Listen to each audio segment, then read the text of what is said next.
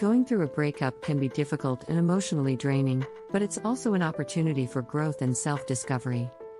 Here's a step-by-step guide on how to bounce back from a breakup. 1. Allow yourself to feel your emotions.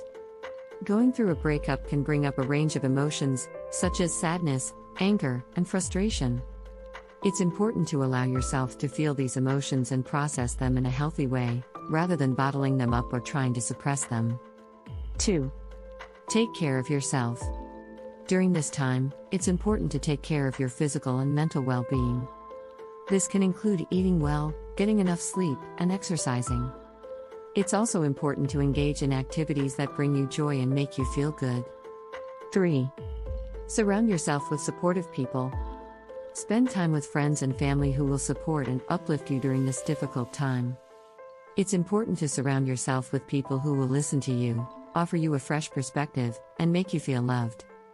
4. Reflect on the relationship.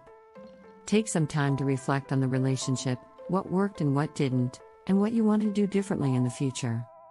This can help you gain closure and move on in a healthy way. 5. Learn from the experience. While it can be hard to find the silver lining in a breakup, try to look for the lessons you can learn from the experience.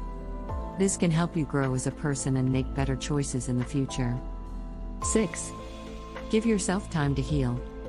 Everyone heals differently and at different speeds, so be patient with yourself. Take the time you need to heal and don't rush into a new relationship. 7.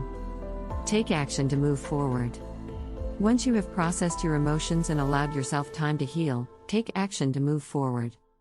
This can include setting new goals and working towards them, trying new hobbies or activities, or pursuing a new interest.